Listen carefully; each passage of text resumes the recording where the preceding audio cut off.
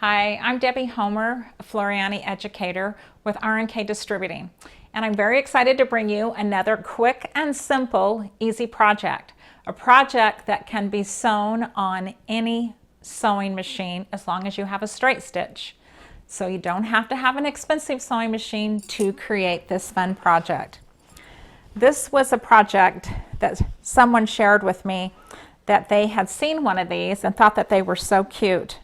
So I came up with this idea and decided I would make one of these, and I think they are absolutely adorable. We're always wanting to take our little pad to take notes, whether it's at a church or meetings or a seminar, a sewing class, and I thought this was just absolutely adorable. You put your little yellow pad, slide it in the pocket. You've got your pocket for your pen or pencil. You can put business cards or whatever in here and another little pocket. Now this one has been quilted on the regular sewing machine, where the other one has been done in the hoop, because there's several of you that have these high-end machines that you can use embroidery, and this is actually embroidery all done in the hoop, and all the quilting has been done, where this one has been done on the machine. So I'm going to show you both techniques. I'm going to show you the product that is used in this project. We're going to use our no-show mesh. Now this is our no-show mesh cutaway stabilizer that we use, because that's what I use in the hoop, and that's what I'm going to use behind the fabric for the quilting. One of my very favorite products also is the embroidery batting, and I'm sorry I didn't have it in a package because I buy it by the bolt because I use so much of it. This embroidery batting is absolutely the best ever to do in the hoop projects, to do any kind of sewing project that you want batting in it, for like table runners. It was wonderful for this to give it that stability, that little extra oomph in there. This has been needle punched to the highest quality. This stuff is beautiful. I use this in baby quilts. I use it in everything. One of my very, very favorite. And again, it's called Embroidery Batting. You'll see how beautiful it is. Hardly any shrinkage. It's got a cotton skim in it as well. And the other thing that I love is the Stitch Perfection tape, and we're going to be using some of that as well. So let's put this aside and let's get started. So again, I want you to understand that this can be done on a very simple sewing machine. This has been done on my machine, and I've done this by hand. It's just a straight stitch, so it doesn't really matter what kind of machine you have. But this one, I have taken and quilted my fabric in the hoop. So I'm going to start with that first. I'm just going to show you how to do that, because those of you that have the machine that can do embroidery, you're more than likely going to know how to do this already. So I have used the largest hoop on my machine, which happens to be the 10 5/8 by 16 inches. And I have taped a piece of fabric in the back, and I've just taped it on 4 corners with our pink Perfection tape. And I've made sure that that's down really well. So I have the right side of my fabric showing. I've put mesh in the hoop, and then I have used our embroidery batting and another piece of fabric and centered it. So I put it in my machine, on my embroidery machine, and I use the features on the machine that I can add all of the quilting to the fabric. So I have to do that 2 different times because there is quilting on the outside, but my fabric on the inside is quilted as well. And I have one done here that I can show you. So here's my 2 pieces that I've done. I have the fabric on this outside. On this one, I didn't put any fabric on the back side because it's the piece that's going to turn, and you'll understand that in just a minute.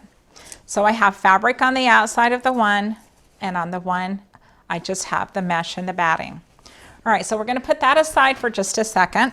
We're going to get everything set up on the machine, and then we're going to show you how we're going to quilt this.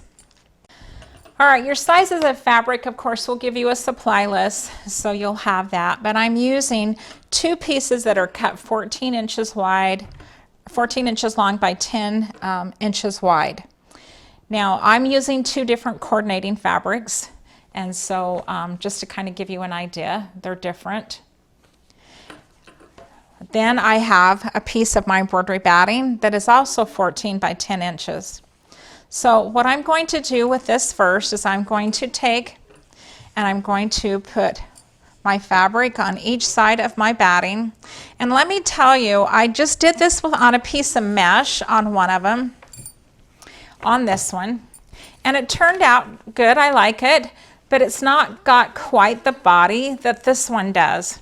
So I found by putting the fabric on both sides, it gave it more oomph, more body to it, and I like it better, but I'll leave it up to you, whichever way. Maybe you don't have enough fabric. I mean, it really is fine, but this one just has more body, and I like more body. So I've got right side of the fabric, and my embroidery batting is sandwiched in between. So the first thing I'm going to do is I'm going to take, let me slide this out of the way. I'm going to take my ruler and I'm going to find the 45-degree angle on my ruler. And my 45 is right here. So when I take and I use my 45, I'm going to draw a line using some kind of a marking pen. Now the great thing about doing it the way I'm going to do it, I only have to make one line. Most of your machines come with some kind of a little contraption that's called a quilter's guide. It slides into the back of your shank. If your machine has a walking foot, it will slide into the walking foot. Now the beauty of this is by using this, I can measure from the needle over 1 inch. And that's what I've done all my quilting on this, is just 1 inch. I don't have to take and draw several lines 1 inch apart. Almost every machine, even low-end machines, come with a quilter's guide. If you don't have a quilter's guide, you will need to draw your lines. So I'm using my 45, I'm lining it up with the straight edge of my fabric, and I'm going to make one mark. Now this happens to be a heat friction pen. When an iron touches it, it goes away, and I probably need to get a new one. Hopefully you can see that. I don't want it too dark. After I get this quilting all done, I just take the tip of my iron, and from the heat of the iron, it will just disappear that line. I'm just going to use a regular straight stitch. I do have my walking foot on. And I'm not going to use the quilter's guide to start with. The first time I'm going to follow the line that I've drawn. All right, now that I've done that first line, I'm going to take this guide and I'm going to follow, and I'm going to have Ginger zoom in. Notice how that guide is going to follow right along my stitching. I have spaced that 1 inch from the needle.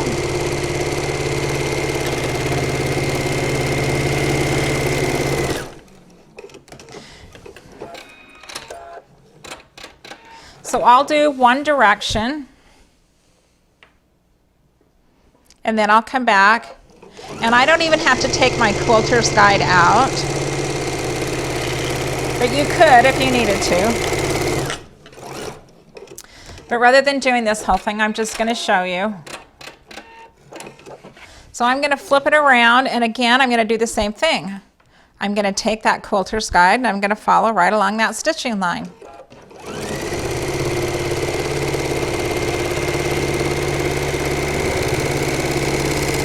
Okay, now if you'll notice on this one, I've done both directions. So after I've done all of the quilting in one direction, I need to go the other way. So I need to take my ruler again. I need to find my 45-degree angle. There it is. And am I going the opposite direction? Nope, I gotta go the other way. All right, so there's my 45 along the straight line here. And now I'm going to draw in the opposite direction. So now I've drawn my line going the other direction, so I'm going to do the same thing. So I would just take and sew across. Again, if you don't have a walking foot, and I flipped mine up here, you just use your regular foot.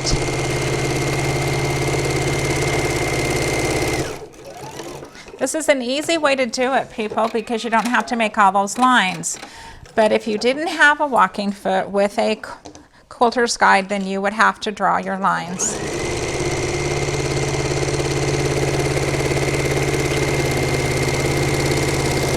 All right, so I have two pieces that are already quilted, so I'm going to go ahead and put this aside.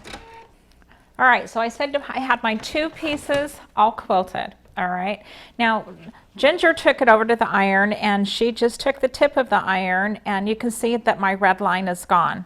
That's what a heat friction pen does. I do want to tell you that you want to test it on your fabric because sometimes it could leave a faint, if you're using dark fabric, especially like a black, it may leave a faint white line.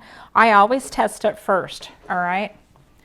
Now, we have to do the same thing. We've got two pieces of our, let me give you the right dimensions, 14 by 10 with our embroidery batting in between.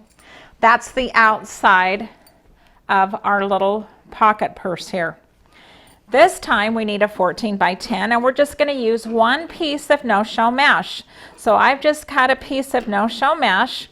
I've put it behind one piece of fabric.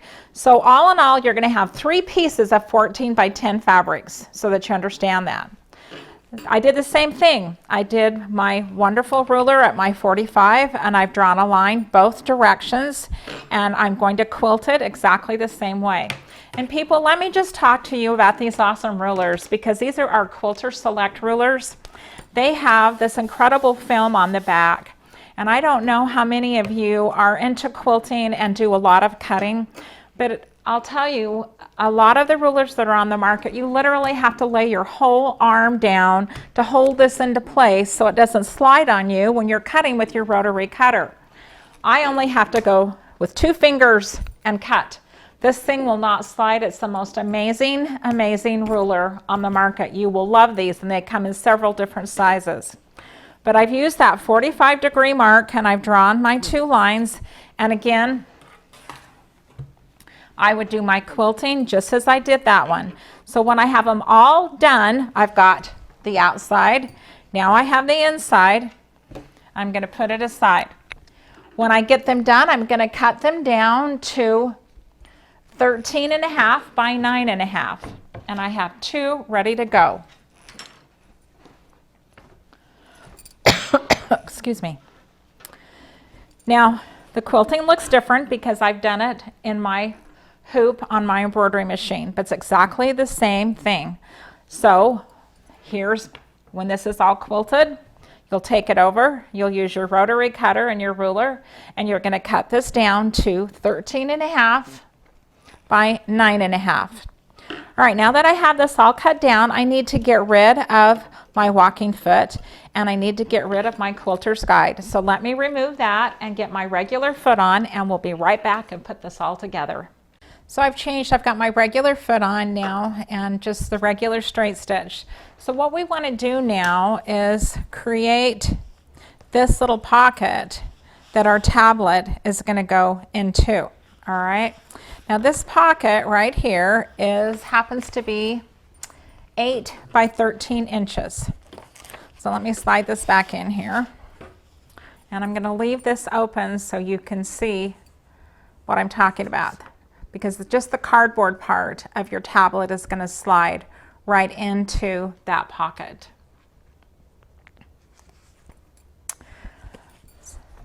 So my 8 by 13. Now you're going to fold this right sides together. We're just going to sew across the top. Now I just am using the width of my foot to sew. We're going to leave all the remainder of it open. And I do back tack just to make sure that I get that end. And back tack again.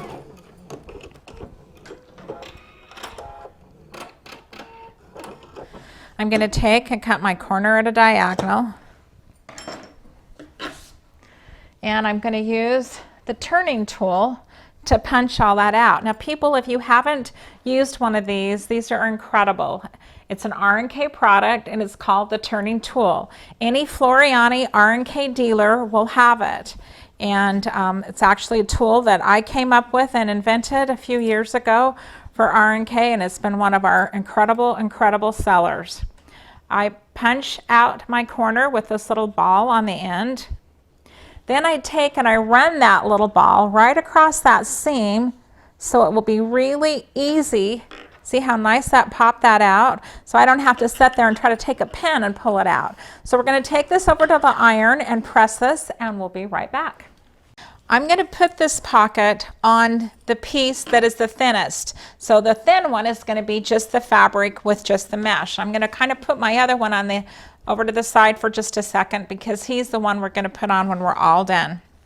I'm going to lay this right along the edge here, matching raw edges to raw edges.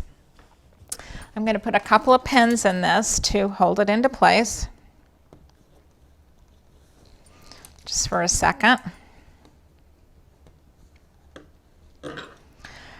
Now I'm going to take another pocket. Now this piece is bigger because he's kind of a funky looking pocket. He's cut 10 inches by 14 inches. This happens to be the slant pocket. Now the easiest way to do this is to cut a big piece and put it on an angle, and I'm going to show you what I'm talking about. This is what we're doing right now, is this slant pocket. You're going to take and fold this with the wrong sides together. And I'm going to finger press it. It would be a good idea to press it with your iron, but since we're filming, we'll just finger press. I'm going to bring it 2 inches down from the corner. That's close enough. It doesn't have to be exact.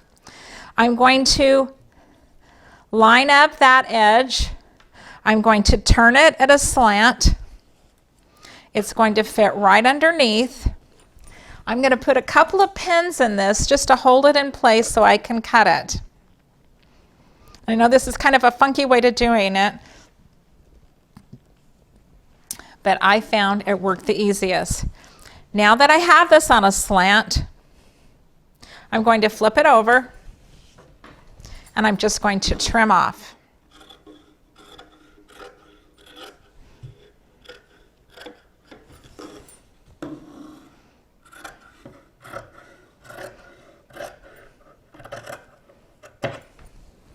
And all I cut was just that black fabric. Okay, so now we've got our slant. Now it doesn't have to be any particular angle. It's just to give you another pocket. And we need to have enough room to make our pencil holder or our pen holder.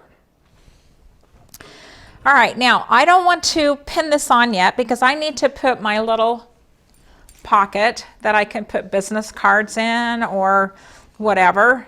So we're going to do this pocket next. Now that little guy happens to be 5 inches by 8 inches. And I'm going to remove 2 of these pins because I want to sew him right onto this slant pocket. So I'm going to take him off. I'm going to hold him, and you can see how funky he is on the angle. Here is our 5 by 8 inches. Make sure I give you the right measurements. We're going to put right sides together. We're going to sew up both sides the width of the foot.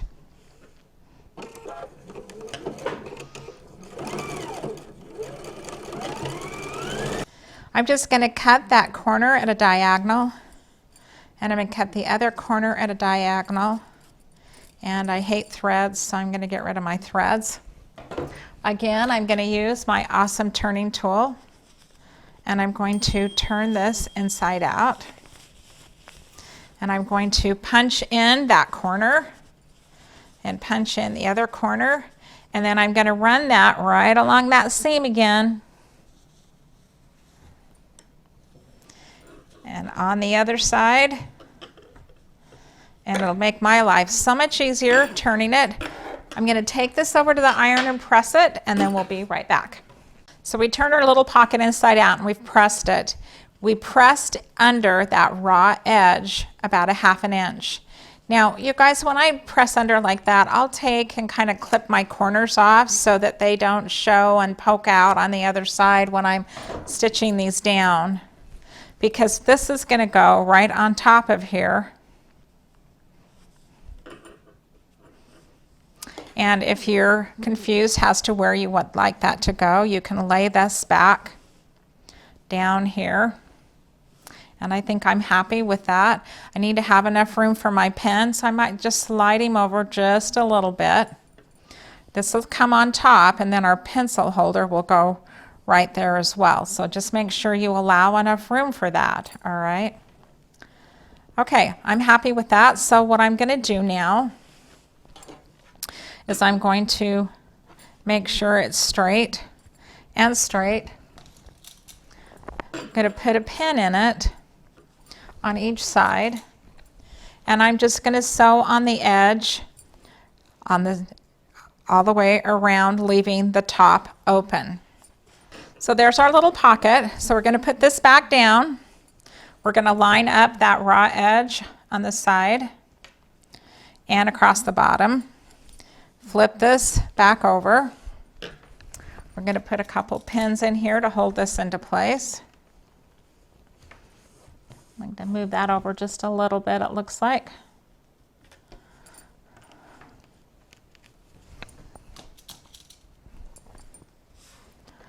So things don't slide away on me. The first thing I'm going to do is I'm going to sew down this edge to hold my pocket into place. And again, I'm sewing right on the edge.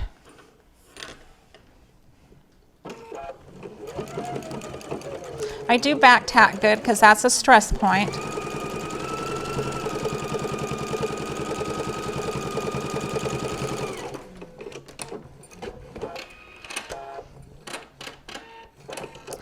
Now I'm going to take my ruler and I'm going to measure from this folded edge 1 inch.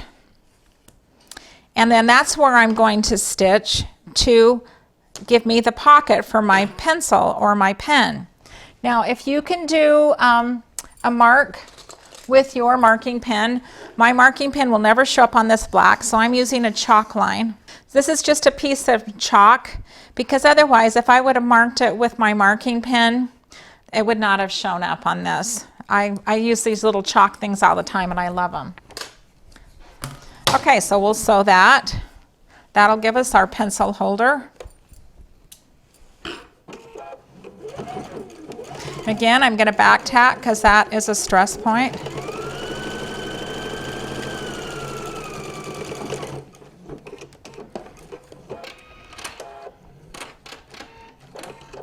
All right, now we have all of our pockets into place. So what we're going to do now is take our thickest piece, the one that we did with our batting, and we're going to put right sides together. We're going to pin this all the way around to hold this into place.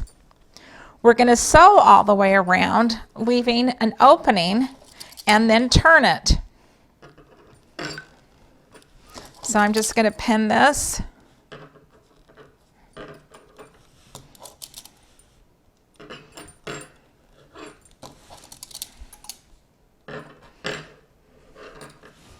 You may decide you want to put fabric on both to give it more body. It's up to you.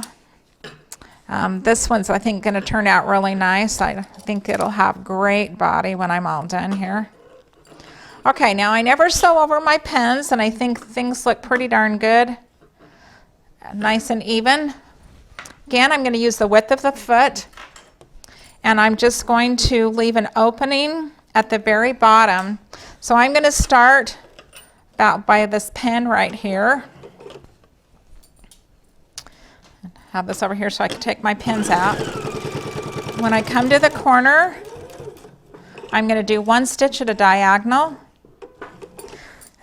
and then I'm going to come up. That diagonal will help it so it turns much easier, and you'll get a much nicer point.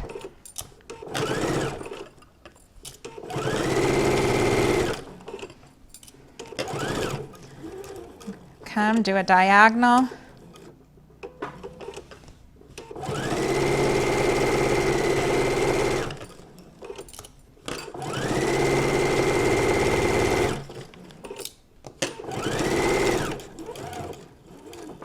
diagonal.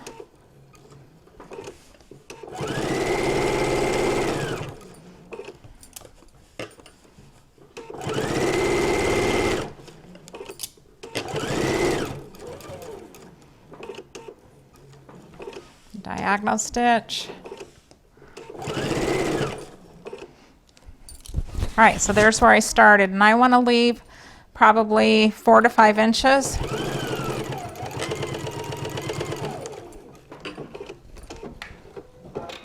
I'm going to cut all my corners on a diagonal.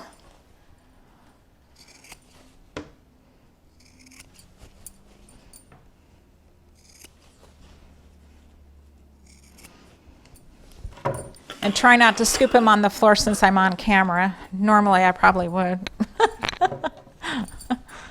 All right, we're going to use that turning tool again. Going to turn this all inside out. This fabric is so cute. Been in my stash for a long time. Take my turning tool and punch out my corners.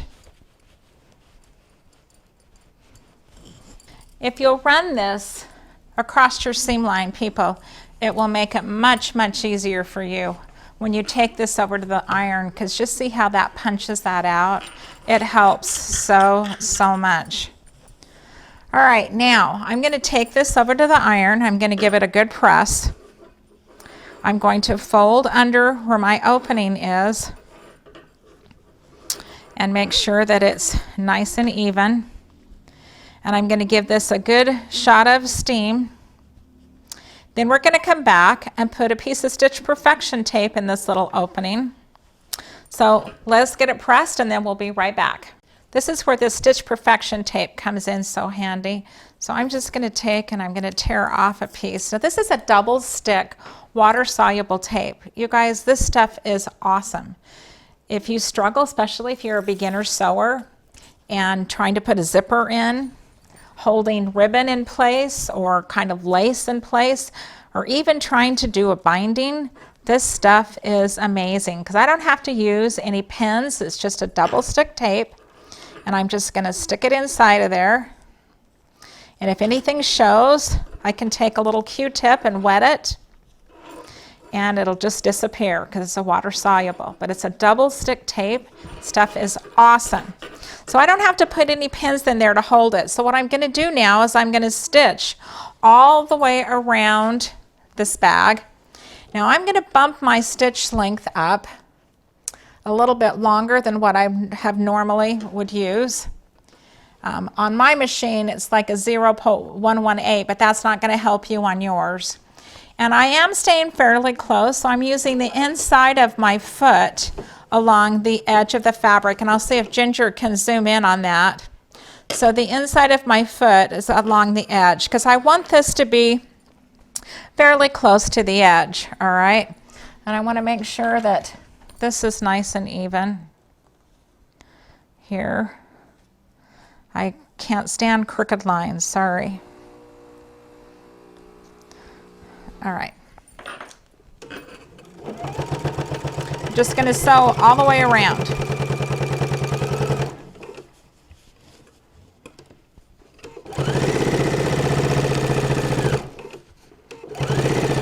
It's a very quick and simple project. If you had an embroidery machine, you could embroider their initials on the outside. Put a cute flower on the outside.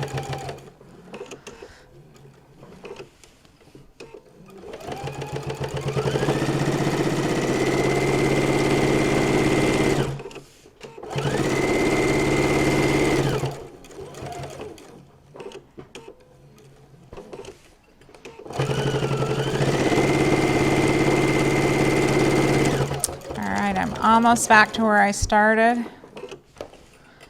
I'm going to just back tack a little bit and fix my stitch. Cut my threads.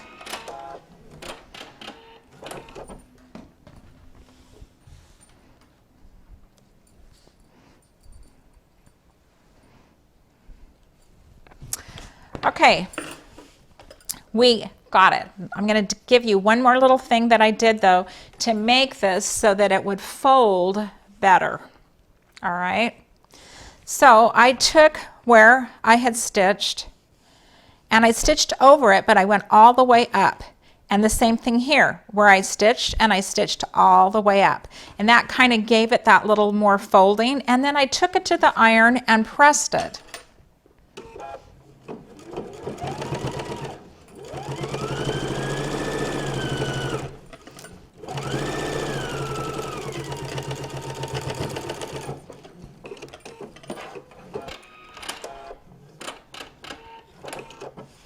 Going to do the same thing right over that pocket.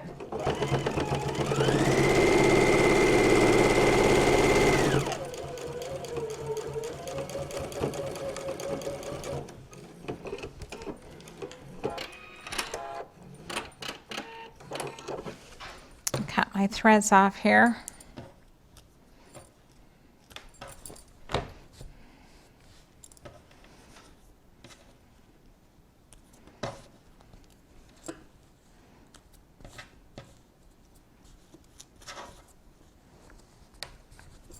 I'm going to take it over to the iron. I'm going to fold it in half, and I'm just going to give it a good shot of steam right across that seam line. We'll come back and put it all together. So these pads that I'm using are a 5 by 8, just so you know. And this is a pretty standard size. It's 3-pack legal pads, 5 by 8. And this is the canary yellow. All right, so you're just going to take and open this up and slide it inside.